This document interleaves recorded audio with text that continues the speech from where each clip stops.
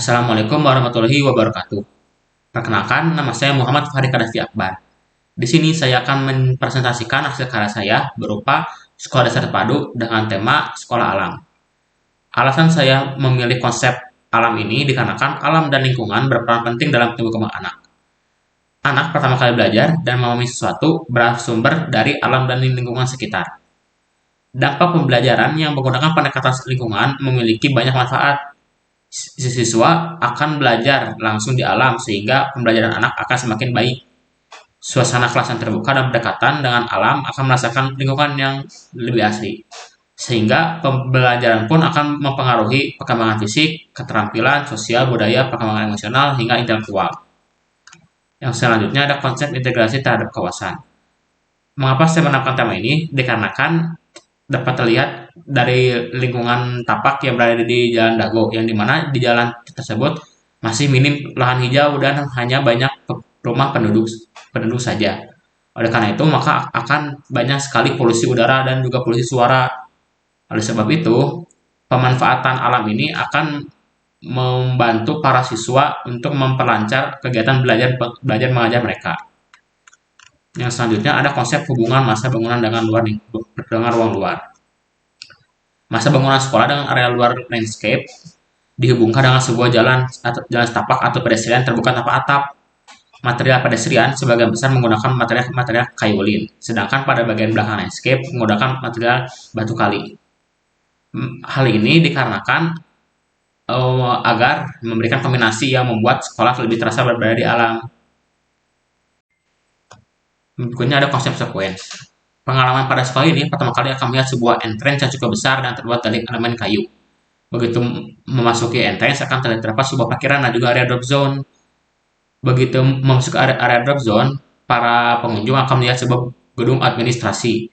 Dan di sana pula ada dua jalan yang menghadap ke kanan dan ke kiri. Apabila para siswa mengambil jalan ke kanan, maka para siswa akan melihat sebuah area bermain outdoor dengan adanya rumah pohon. Apabila para siswa mengambil jalan sebelah kiri, maka para siswa akan menemukan sebuah pendopo dan juga area bercocok tanam. Nah, tepat di belakang gedung administrasi terdapat taman terbuka dan juga lapangan terbuka. Nah, tepat di belakang gedung kelas sebelah kiri terdapat sungai yang berfungsi sebagai tempat pembibitan ikan. Dan tepat di sebelahnya juga terdapat area pemelihara hewan darat, contohnya seperti kelinci, kuda, dan lainnya. Yang berikutnya ada konsep hierarki. Hierarki terendah di sekolah alam ini merupakan area parkiran. Area parkiran turun sekitar 1,5 meter dan area tertinggi terdapat di area pembelajaran dengan titik 0. Yang berikutnya ada konsep zoning. Zona yang terdapat di sekolah ini terdapat zona administrasi, zona pembelajaran, zona penunjang, edukasi, bermain, servis, utilitas, dan zona parkir. Untuk konsep sirkulasi dan pejalan kaki, untuk kendaraan akan memasuki entrance dan juga akan melihat sebuah parkiran. Nah, untuk pejalan kaki pun akan memasuki melewati entrance yang sama seperti kendaraan. Yang berikutnya ada konsep program ruang dan fasilitas. Fasilitas yang ada, yang pertama adalah area berkebun palawija yang berfungsi sebagai area bercocok tanam. Yang kedua ada area pemeliharaan hewan yang berfungsi untuk mengedukasi para siswa mengenai makhluk hidup. Yang ketiga ada area outbound. Area outbound sengaja dibuat outdoor. Hal ini agar dapat melatih motorik dalam tumbuh dan kembang anak. Yang berikutnya ada area pembibitan ikan atau sungai yang berfungsi untuk melatih kerjasama antar para siswa. Yang kelima ada taman terbuka. Area ini berfungsi untuk tempat bermain dan istirahat para pengunjung sekolah. Berikutnya ada konsep vegetasi. Vegetasi yang terdapat di sekolah ini dibagi menjadi 3 jenis. Ada vegetasi peneduh, pengarah, dan juga tanaman hias. Untuk peneduh terdapat ketapang kencana, pohon beringin, black olive, kiara payung, pohon mangga, tabe buya, kuning, dan juga pohon tanjung.